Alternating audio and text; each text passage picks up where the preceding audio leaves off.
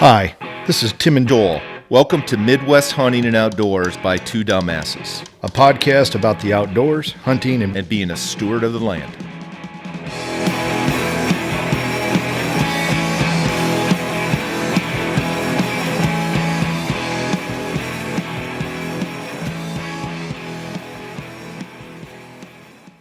Well, welcome to Midwest Hunting and Outdoors. We're in Dunkin Taxidermy studio here in Knoxville, Iowa.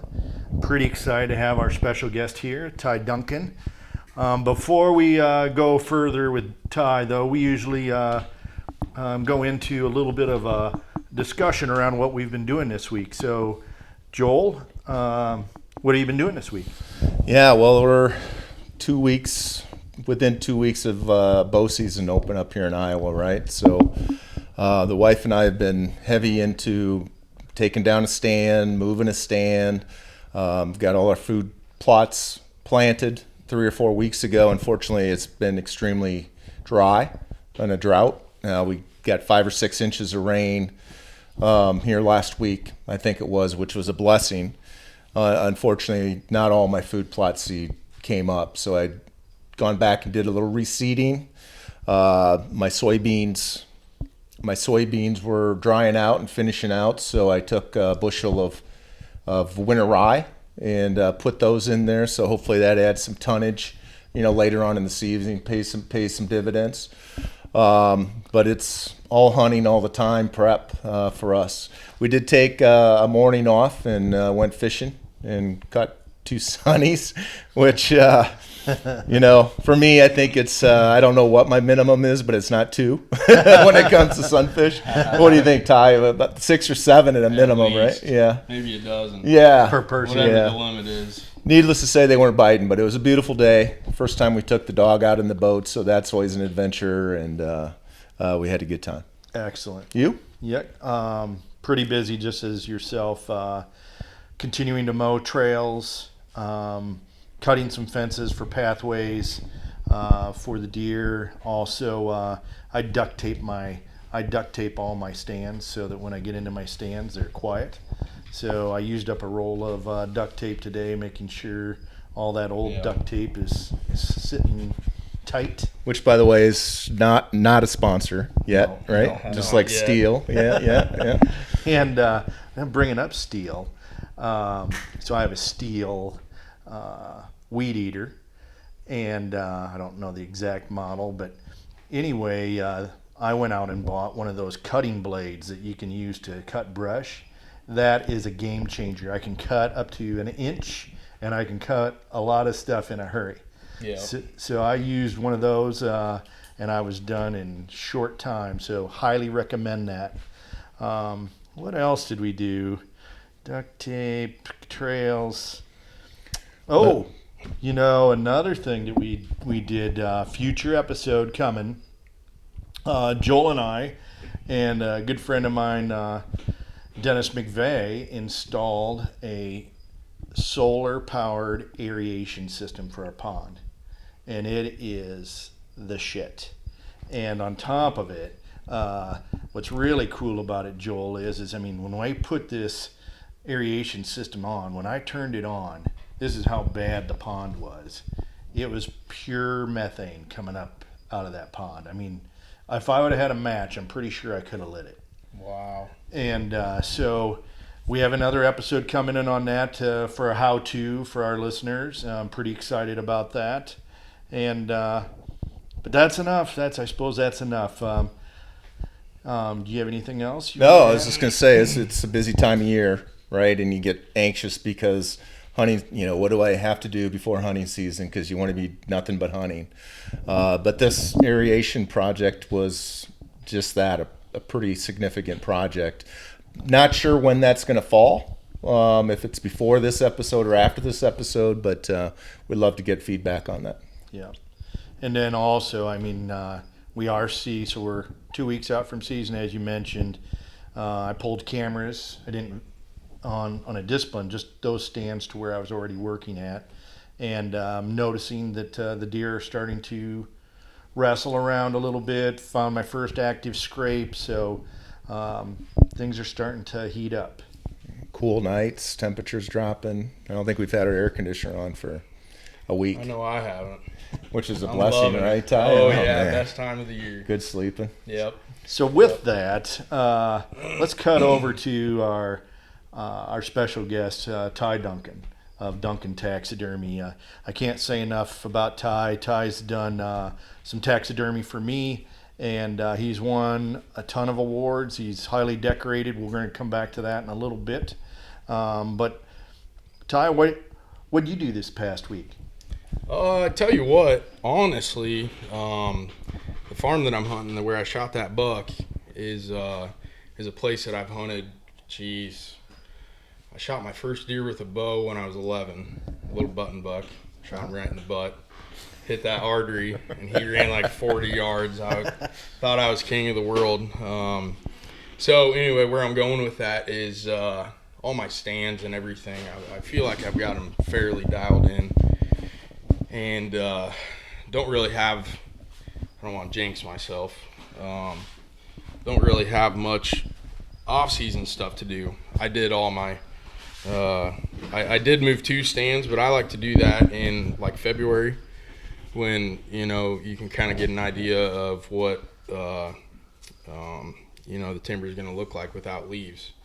I've had a couple situations where I've went out right now and trimmed a bunch of stands, and then come November, all the leaves drop, and I'm sticking out like a sore thumb, So anyway, unfortunately on that farm, I can't have food plots, so I can't, get all into planting my own plots and stuff like that. But here, and I don't have cameras out yet. I've got a good idea where they're at, where they're going, where they're going to be, and here probably within the next week I'll get my cameras out. I try to leave them suckers alone, as much as I can. So I'm hunting a really deep timber farm, and the access is kind of tough. Sure. So I try to keep my nose out of there and try not to put a bunch of scent down and just leave them alone, So I haven't been doing much. I've been shooting my bow a little bit here and there. I need to go I'm down to 3 arrows because this guy took 2 of them last year, and then I lost one. So I need to go get some new arrows. But I tell you what I have been doing is a whole bunch of home canning. I love canning tomatoes, salsa, spaghetti sauce, pickles, canning peppers, dehydrating peppers, Nice. Stuff like that. That's Fun. awesome. Country boy can survive. Out of your type garden, thing. or Yep, all out of my garden. So yeah, I get a lot of enjoyment out of doing that. There's a certain pride that comes with it, and man, the food just tastes so much better. It does. And especially in the wintertime, when it's all cold and whatnot. But this is the buck that I shot last year. We grossed him at 177. He's got both these brow tines are That's beautiful. I want to say they were 6 7/8, about 14 inches of brow tines. Just a beautiful animal. Yeah, I tell you what, over there I've got a shed from him, and I found that sucker it was January of 2016, so that is his antler for the 15 season, and I shot him in 19. Well, to me, that looks like a 2-year-old deer.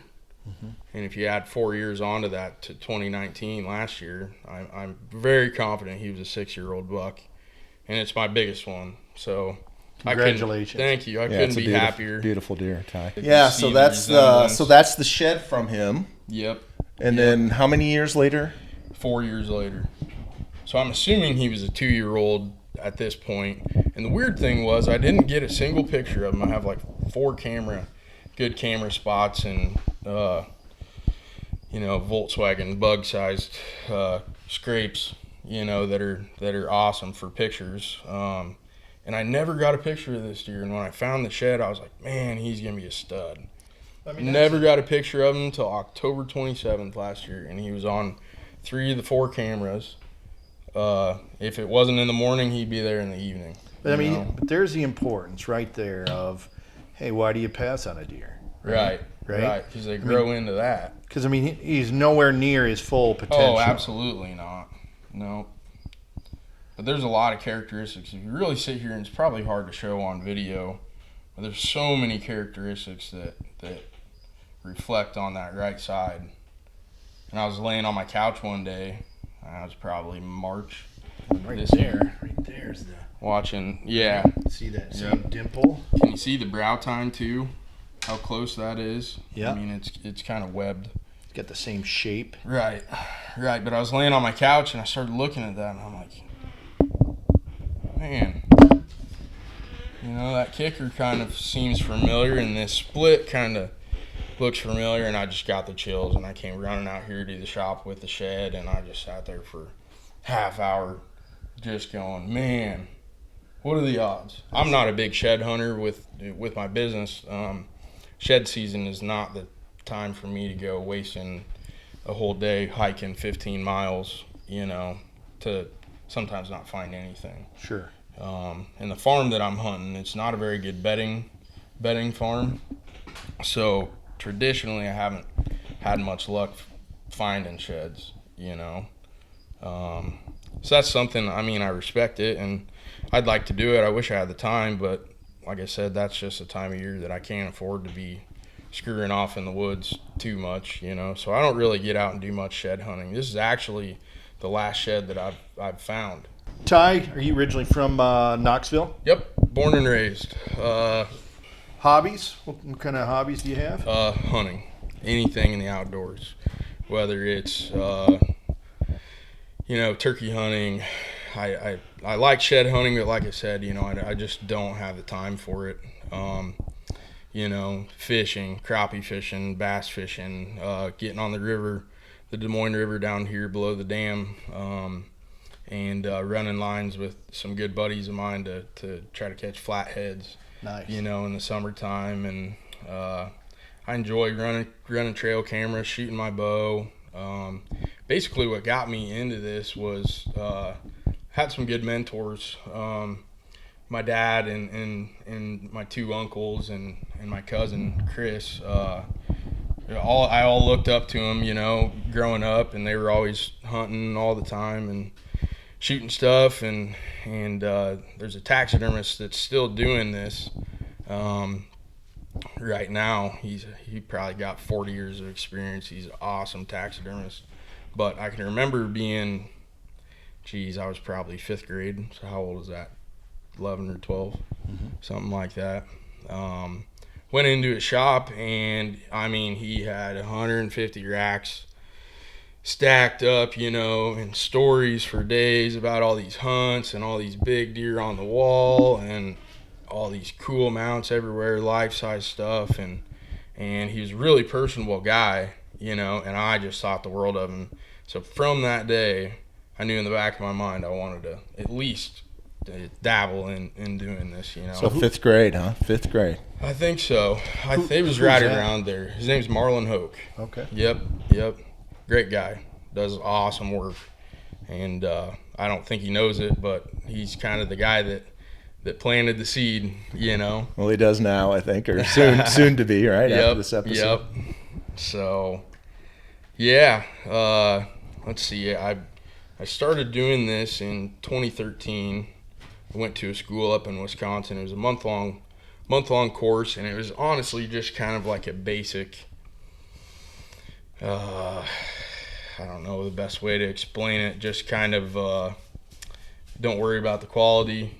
Here's how you do it. Get it done as fast as possible, you know, and who cares what it looks like. And I came home, and that fall I had 2 mounts. So in 2013, I had 2 deer mounts to do, and both of them I was about had a panic attack when the guys were coming to pick them up, because I knew they didn't look like a deer, you know, and I was just not proud of my work. And so the following year, 2014, I took in maybe 6 or 8, maybe 10 or something like that. And I got to thinking, and I was like, I need somebody.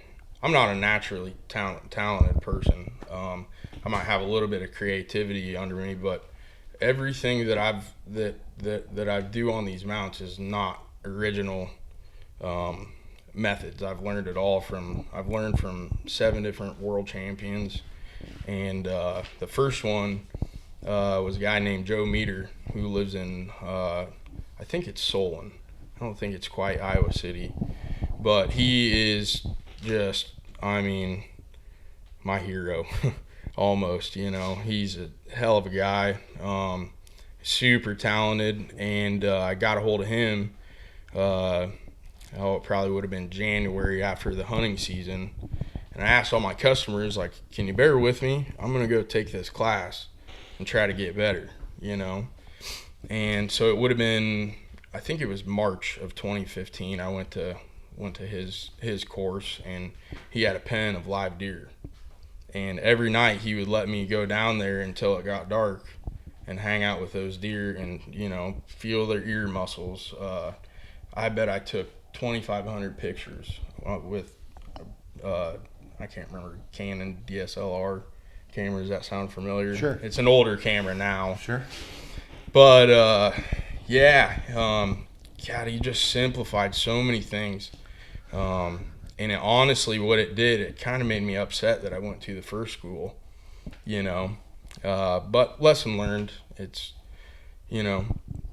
part of it, part of growing up, part of maturing, part of learning, getting better, It is what it is. So came home that year after that class and felt like I was getting better. And one thing he told me, one of the most valuable things that he told me was, one, you need to become a member of the Iowa Taxidermy Association and start going to these shows. And he said, rub elbows with the best guys that you possibly can, because you'll learn something different from each and every one of them.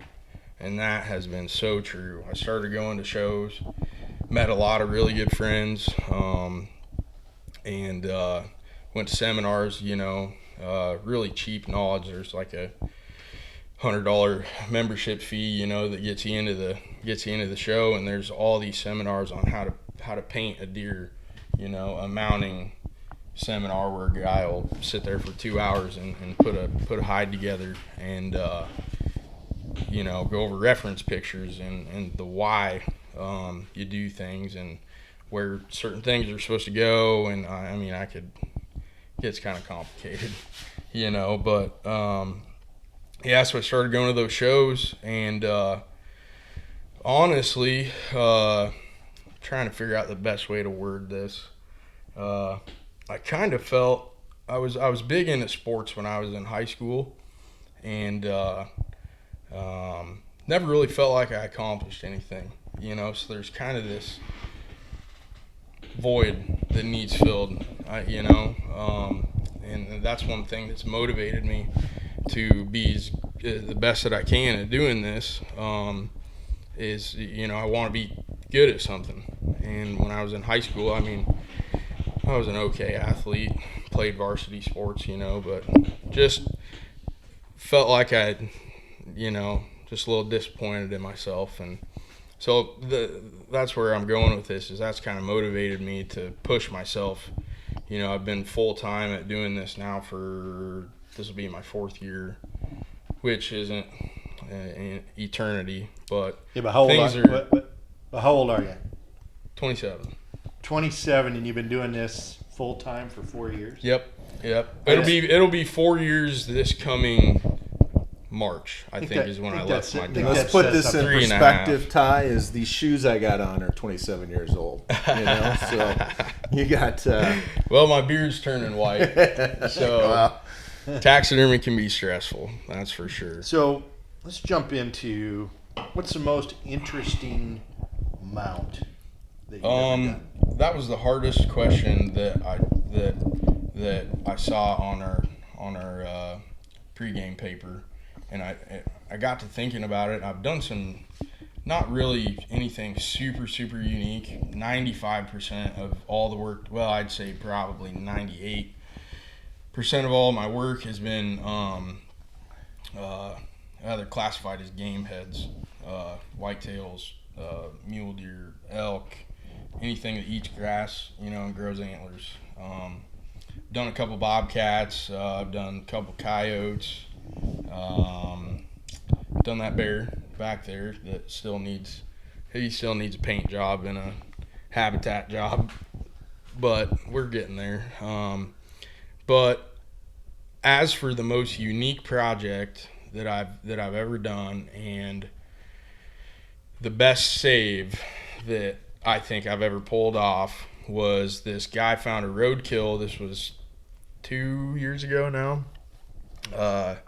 Dude found a roadkill albino doe. Well, technically it wasn't albino because it didn't have pink eyes and a pink nose. It's calico too. Was a little calico. Yeah, it had I don't know.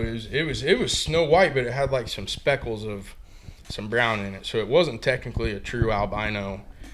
And he ends up getting a salvage tag for it and brings it over here. Brings the whole carcass over. And it had been frozen. He didn't know how long it had been sitting there in the ditch, and some animal had gotten to it and ate the nose off. Oh. And like half of the muzzle.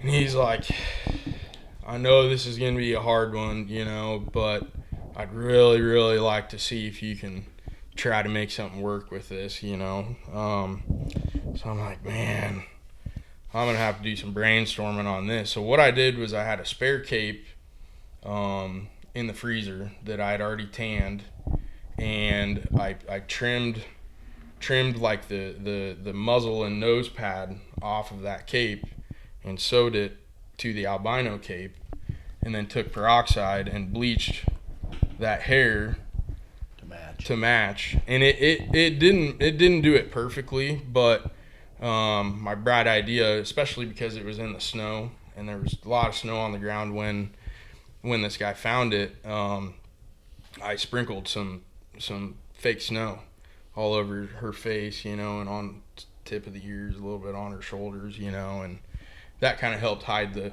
seam. And I think the customer really liked it. I thought it was cool. So off the top of my head, I think that's the most unique project. I got a chance to see that. It was cool. Yeah. It might have been in here when you dropped your deer off. Yep. I think you have it on your Facebook. Yeah, page it's too. on there somewhere. I can't remember when I posted it or not, but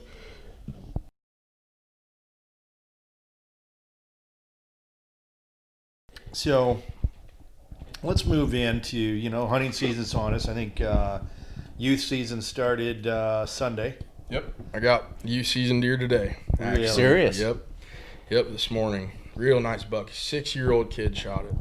Really? Yeah, and he was tickled to death when he came in the shop today. That's awesome. We had fun. That's awesome. So what I'd like to do is maybe steer our questions or our directions of our show here is what can a hunter do to be prepared to bring in a harvested animal so that it gives you the best chance to give them a great taxidermy mount? Well, first thing I would say is make an ethical shot on your animal. I know that that's not always a guarantee, and I've wounded them, but if you can put a good vital shot on them and watch them go down, and get right on the kill, get them hung up and skinned out and in the freezer, that's the best case scenario, as fast as possible. That doesn't mean ruining the skinning job, but everybody needs to take their time on doing that. But Hey Ty, can I interrupt a second? Sure. So I shoot this deer. I wake up in my blind just long enough to shoot this deer by accident, because I'm a shitty shot. But I shoot this deer, I walk up and I'm like, holy smokes, I'm going to take this to Ty. So do I field dress it? I mean, is that what I should do right away? Yep, Just the treat it animal. like I would a normal deer right away? Yep. Just one big thing that can kind of get irritating for me is a lot of times, and I don't know if we can turn the camera around, but I've had capes come in where guys you can see that there's a real fine line.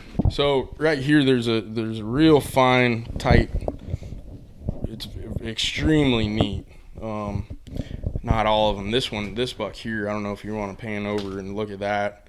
I want to say that's tick damage, or it might be from him being lazy when he goes over a barbed wire fence, and he's rubbed a bunch of that hair off.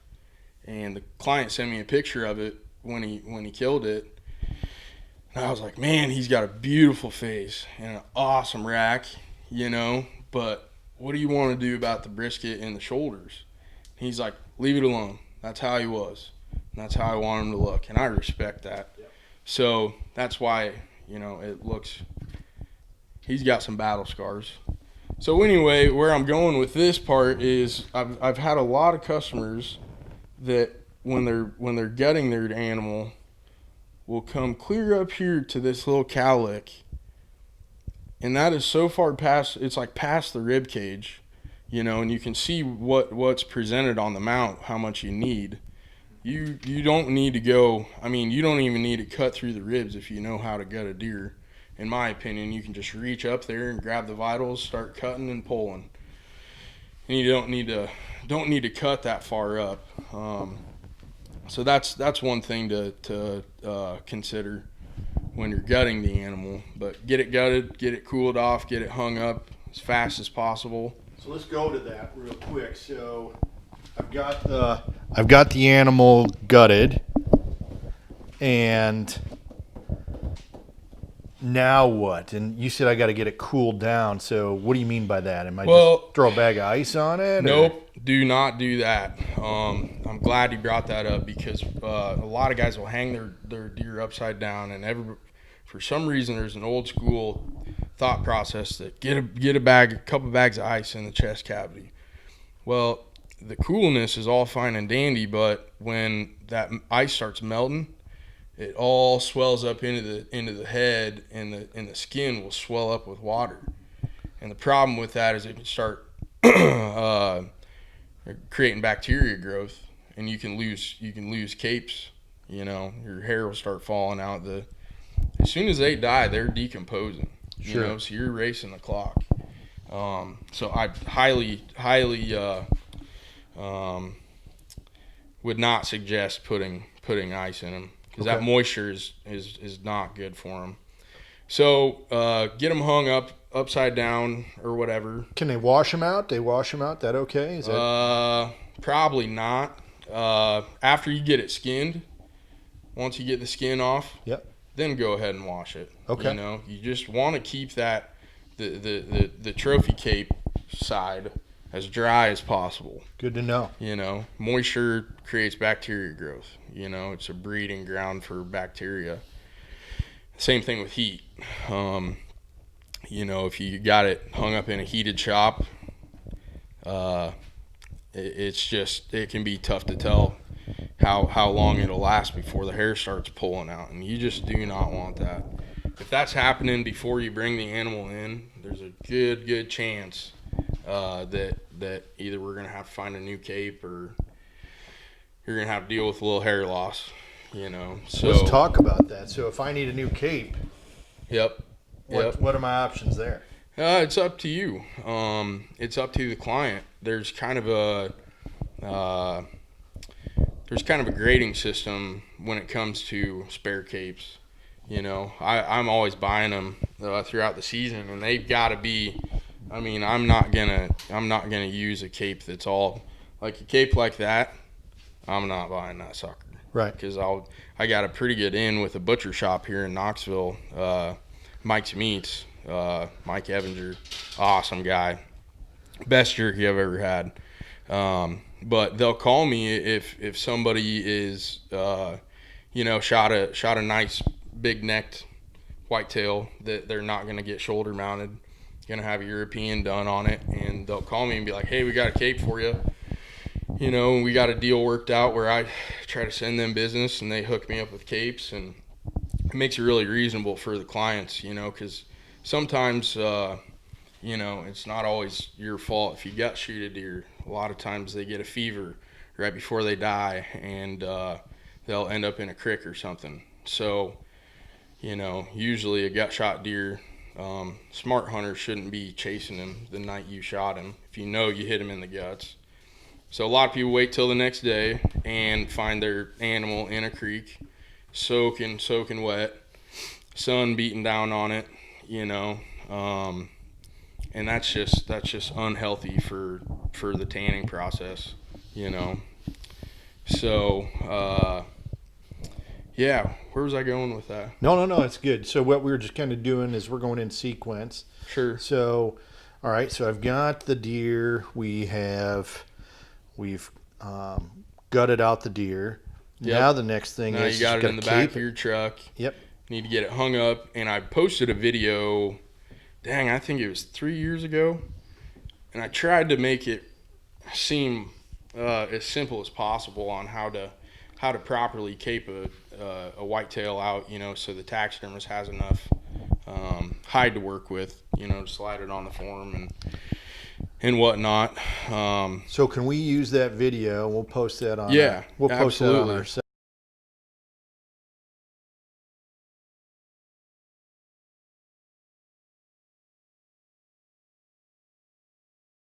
All right, real quick, I'm gonna go over caping a deer out.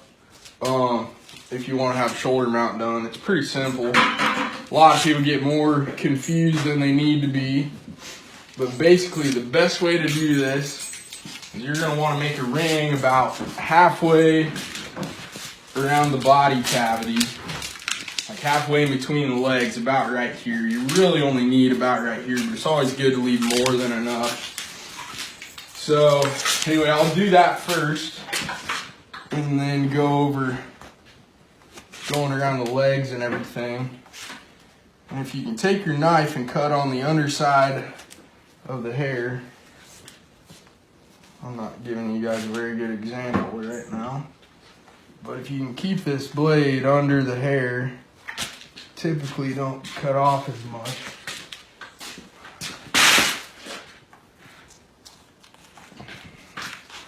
Like this.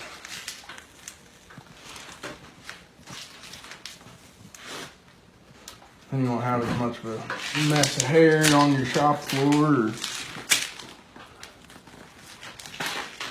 come all the way around. Make sure you're doing this level. It's easy to start making a, you know, I don't know, not a straight line and get into trouble not leaving enough capes. So just always try to leave more than enough.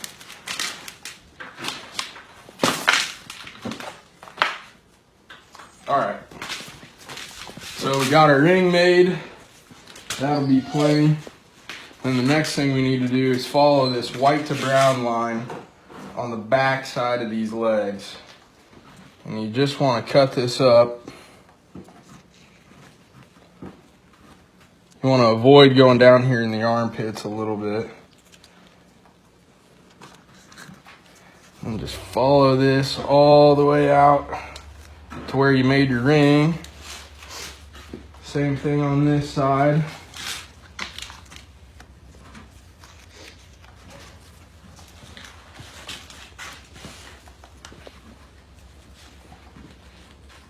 Just bring it right on up there. And then you can start pulling this skin down. If I really took my time, I could probably skin this whole thing without leaving any meat on the skin, but we don't have that kind of time right now, so I'm just gonna get her skin down. And another really good tip when it comes to skinning deer or any animal for that sort is always have tension as you're skinning. And it'll almost be like the skin just wants to fall off, so I'll always try to keep pulling and cutting at the same time. There will be like a stretchy film right where you want to cut.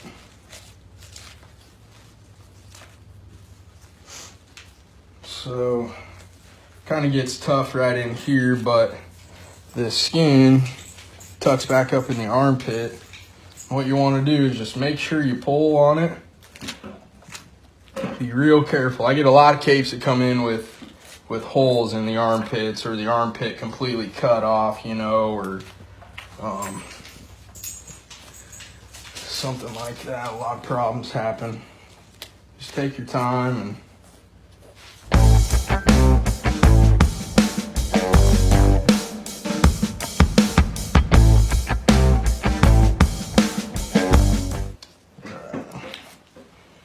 I'm just going to go around the legs. Just want to make a ring about out here.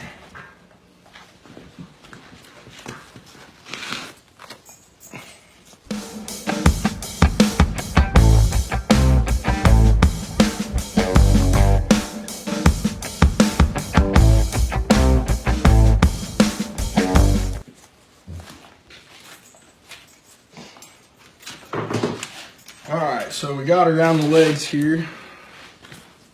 That's by far the hardest part. The legs and armpits, and from here you basically just want to take the shoulders down. This guy's warm enough, we might be able to just pull on it. Just like so.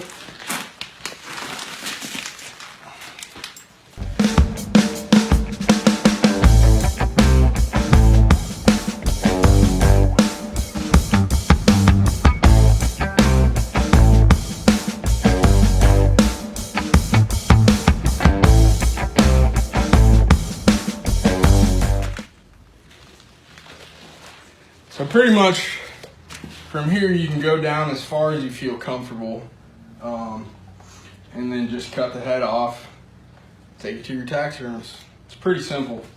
A lot of people get psyched out by these armpits and everything, and just like I said, just take your time and be careful. You don't want to put a bunch of holes in stuff. If you're going to leave meat on it, that's better than putting holes in the cape. So if you make it down far enough, there's actually a joint on like the back part of the skull. You can cut the whole head off with this knife, but it just takes some time. And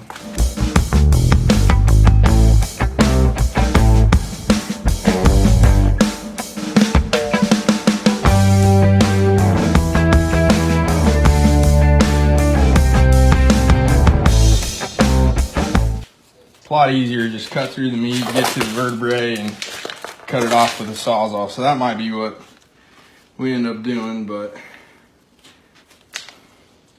I just want to show people if I can. So that joint is right down there at the base of the skull, pretty much where the head connects to the vertebrae.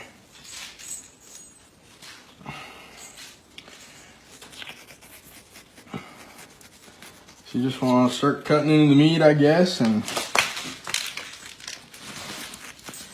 see if you can get down there.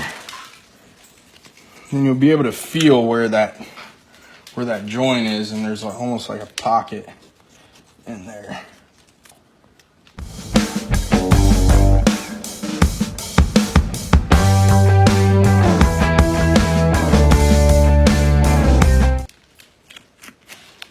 If you're not comfortable, I probably wouldn't suggest doing this. But somewhere you don't have a saw, or you want to save more meat on the neck and get down farther, this is the way to go.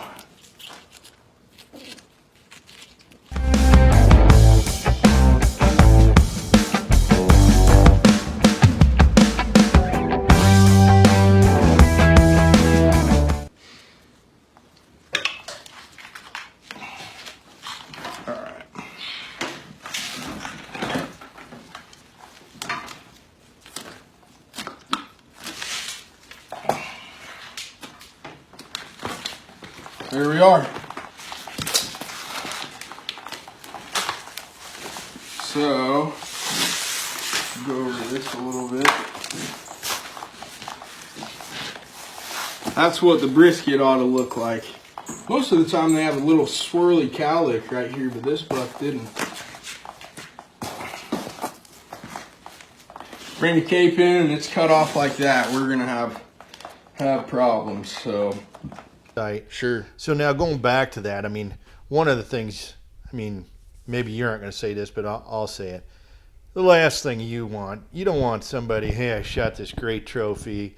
I hunted and looked for it for the last 4 hours. It's 11 o'clock. yeah, Call my buddy Ty up and say, hey, I'm bringing this deer in, and then they've done nothing to it. It's a whole animal, not been dressed Right. out. If we can avoid that at all costs, that would be great for me. I charge $40 to do that if somebody shows up and has me cape it out with, which a lot of people are fine with that, just so they know that they're not messing up the hide and whatnot. But not trying to be negative or anything, but that's just kind of a pain in my rear. Your video, though, it's your video takes me more time. I got to deal with the mess of the blood all over the floor, and it's not the end of the world, but it's just one of those things where trying to run a business here, and that takes more time away from me being able to get mounts done. So yeah, like I said, if we can avoid that at all costs, that's best case scenario. Okay. But I get it. Some people aren't comfortable doing that, and I've been fortunate enough to cape a few. So Ty, what I'd like to do is you mentioned about the importance of keeping the cape cool, not getting it immersed in water. Tell me, what's the best way? Can I freeze it? Cool and dry. Yeah, you need to get it skinned down to as far as you're comfortable with. Going around the brisket and the armpits and the legs, and then pull all that skin up as far as you can. There's a lot of good neck roast meat up in there. So try to save as much of that as you can, and then wherever you feel comfortable, just cut the head off and double bag it in a couple trash bags and throw it in your freezer as fast as you can. Okay. And like I said, that doesn't mean sloppy cape job. If you can do it like the night of, or maybe take some pictures the next morning and then get right on it and have it in there by noon, that's optimal. Okay. And then bring it to me frozen, and I'll let it thaw out for a day or so, sometimes a day and a half. Kind of depends on how much hair they have. If I get a real late season deer in, sometimes they got so much that hair's an incredible insulator, and sometimes they'll take a little longer to thaw. Or if somebody brings me like a whole neck mass, which that's fine. I don't expect everybody to be able to skin it down. There's actually a joint right on the back of the head that when I'm caping them, I've done it a few times, so I can get down to that joint, and you don't even have to sawzall it. You just pick a sharp knife around in that joint. Yeah, your video does a great job of. Yeah, it's hard to explain how to get down to that, and it's really not that crucial. It just saves the hunter more meat off the neck. It's good to bring that to light. Let's explore that. So you just said having a lot of new people entering the sport, which is great. Yeah. So with that, how do I find? So they might not be, our listeners are over the Midwest, right? Midwest hunting and outdoors, sure. Right? So how does one go about finding a reputable taxidermist? I would say Facebook. You can look on probably Google search engine and look up stuff.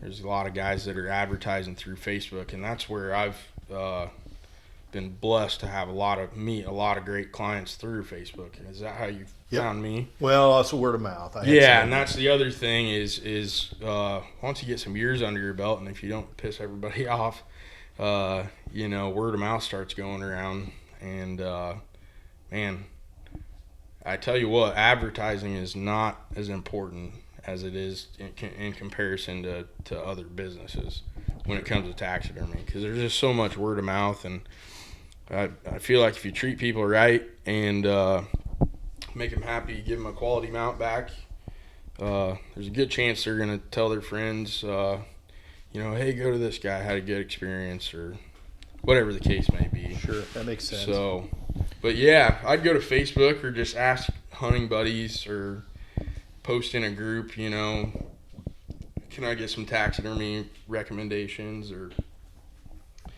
It's not that hard to dig. I have seen a lot in those. You get into those group posts, right, where someone, it might be Iowa or Minnesota whitetails, and somebody Yep. asks like, "Hey, who do you recommend?" And you'll start to see laundry lists, and then you start to see the repeats. Yeah.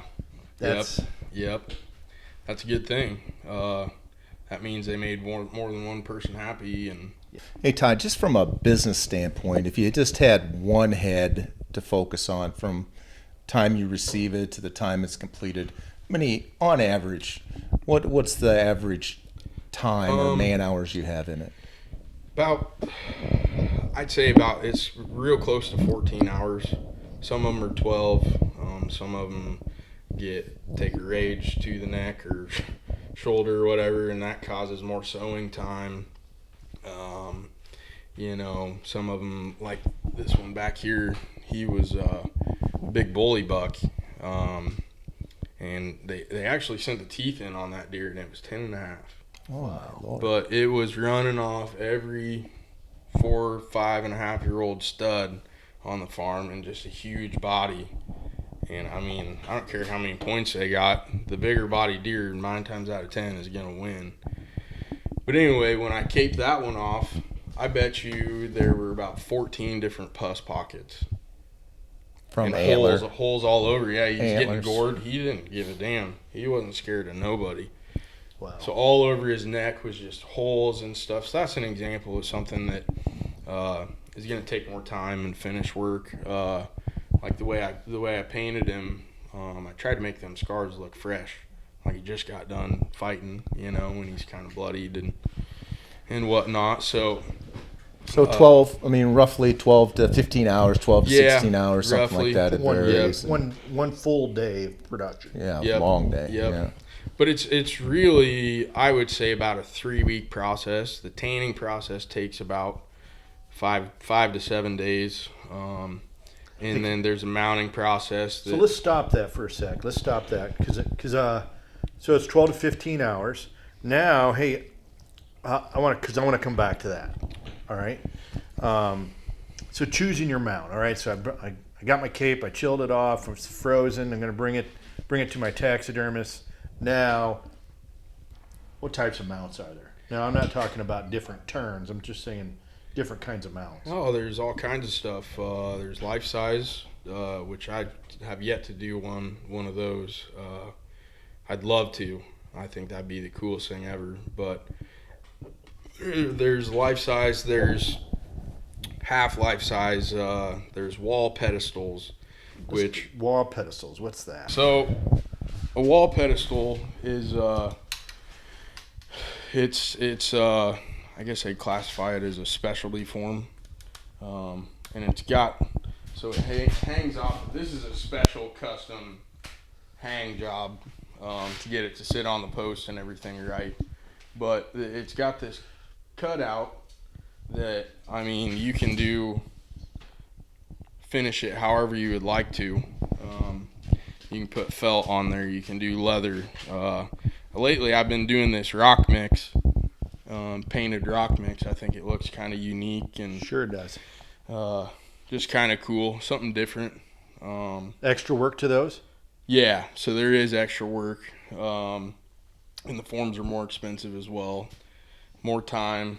You got to order a special hanger because there's a lot of leverage. Like there's a lot of weight out here on his head, and a lot of times if you use the forms come with just a standard hanger that's great for just your regular semi-sneak shoulder mount.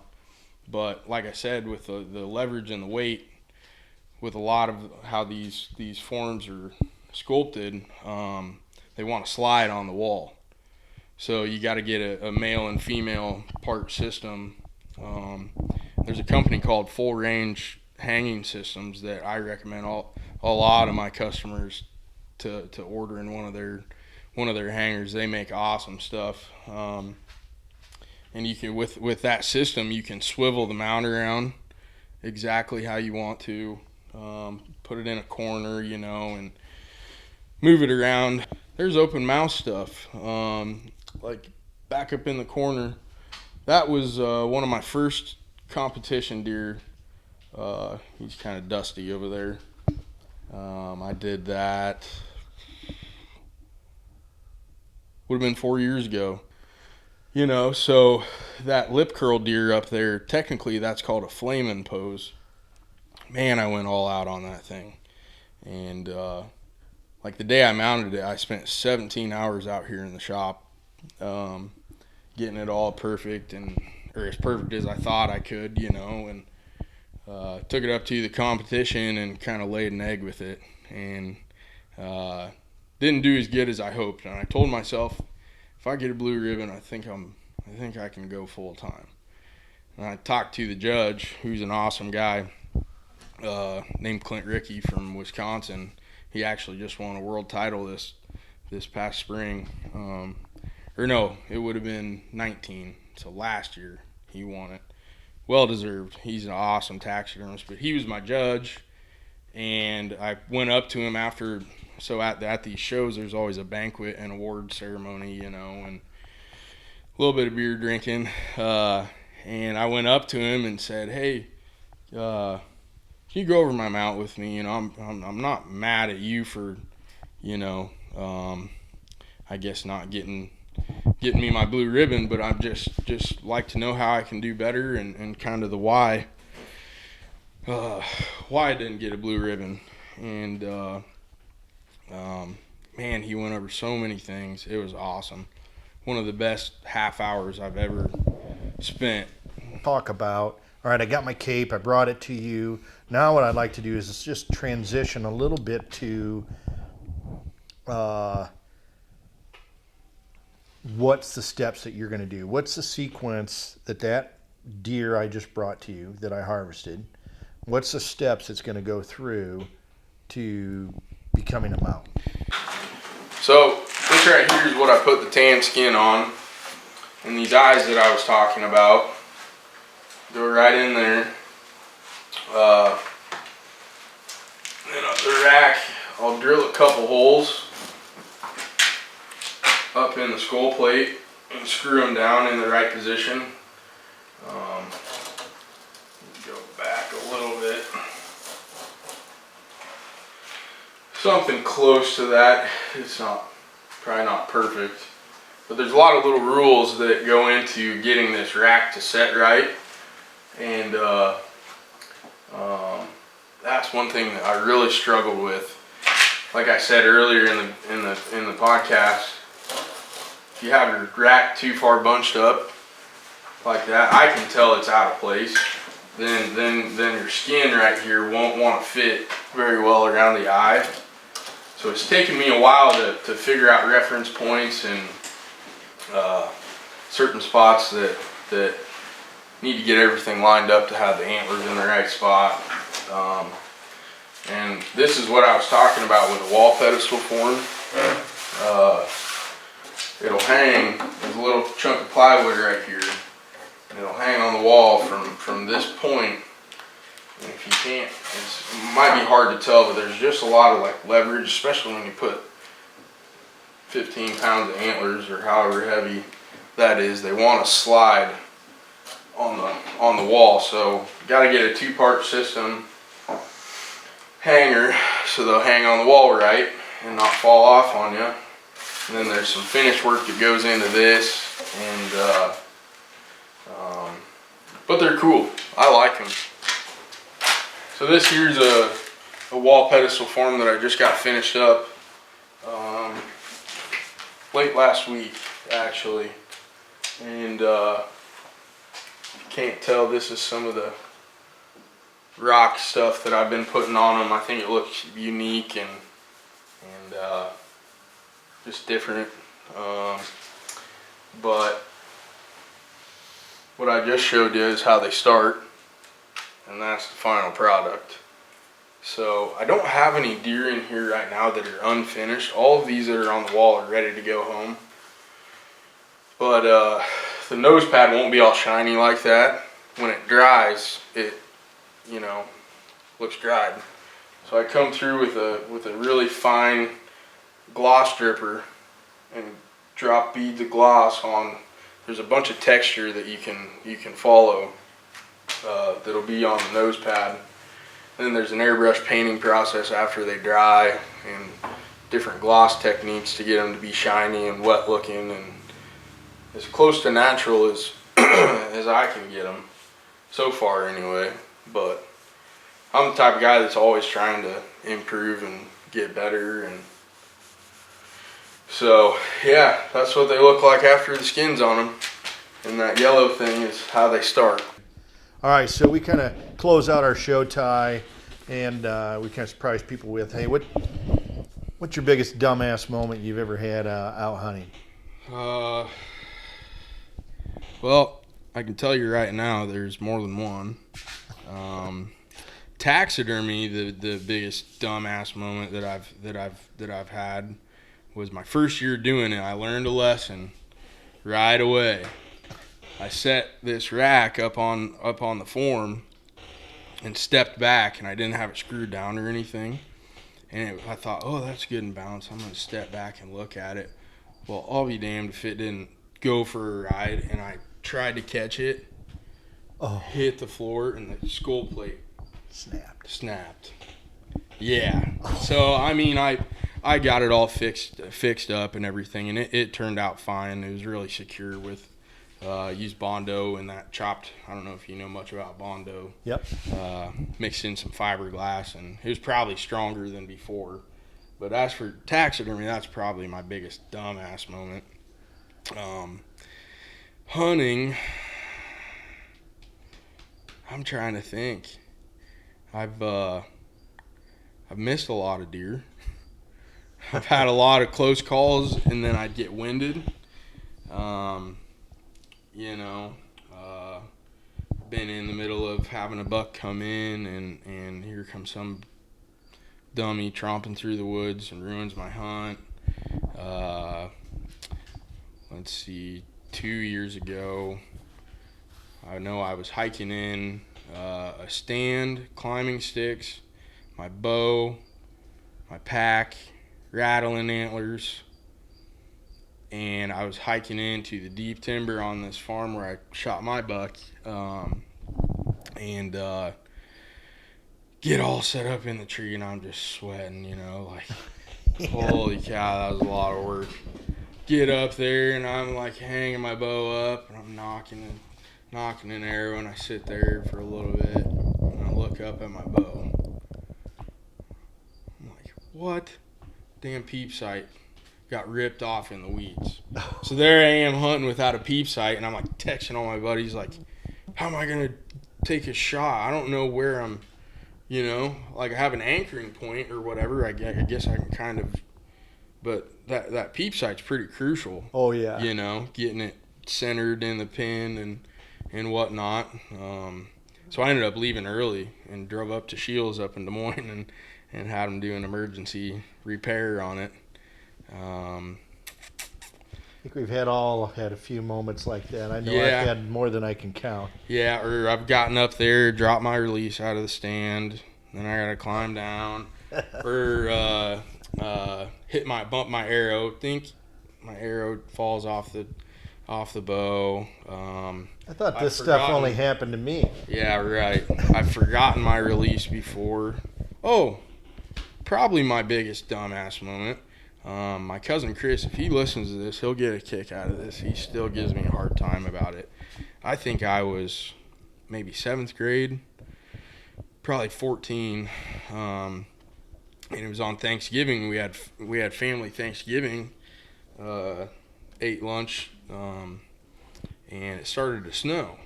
And my cousin looks over at me, and he's like, hey, I got all my hunting stuff. You got yours here. Should we go? Hell yeah, let's go. So we go. This is back when climbing stands were like the big thing, like the Summit, big, heavy, loud, clanky. Yeah. Which I still have one and I still use it once in a while. But so we picked these 2 trees in the middle of the timber. Never hunted there before, and it's snowing, and it was awesome, so cool. I love bow hunting in the snow. And late November is a really good time to rattle. I personally probably have my best luck rattling in the late November, right around Thanksgiving or up until shotgun starts. So we sit up there in the tree, and my cousin rattles, and sure enough, here comes like this 150-inch 10. I mean, straight to the tree. And I think he caught our wind, and he spooked out to like 25 yards. And I was drawn back on him, let her fly. I'm telling you, I hit a twig the size of, just a toothpick, and the arrow went right under him. So I'm all pissed and everything, and my cousin's laughing at me. He was videotaping me, making fun of me, and I'm all pissed. And, well, the dumbass part of this story is I only brought 2 arrows.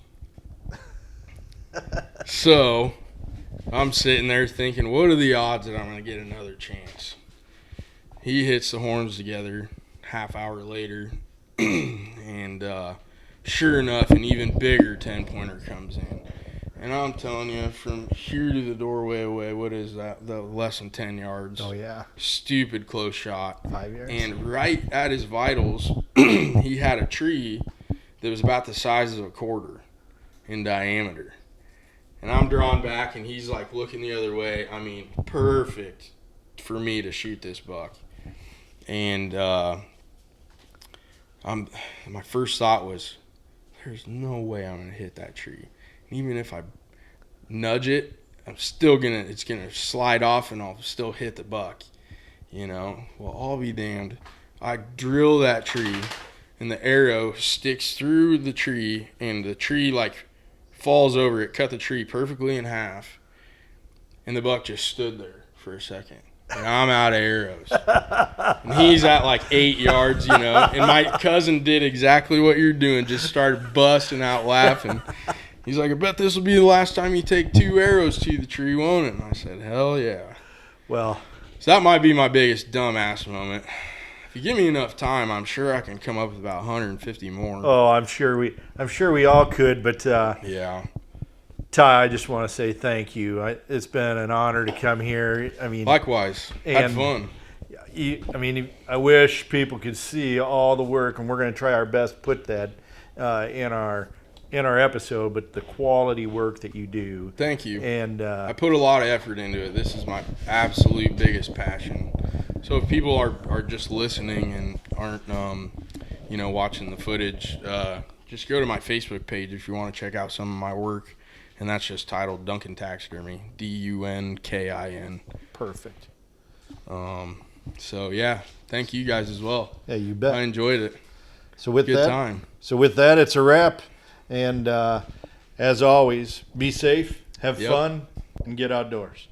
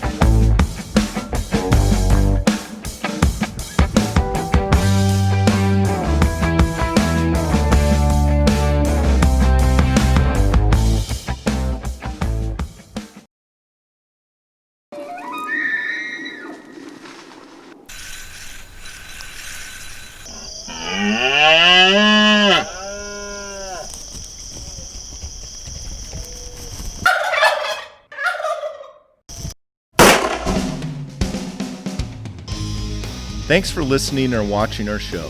We have some exciting topics and guests coming up. We ask that you subscribe to our channel on YouTube and follow us on Twitter, Instagram, and Facebook. We look forward to hearing your suggestions for topics. Questions and comments. This is Two Dumbasses signing off. Until next time, Be safe, have fun, and get outdoors.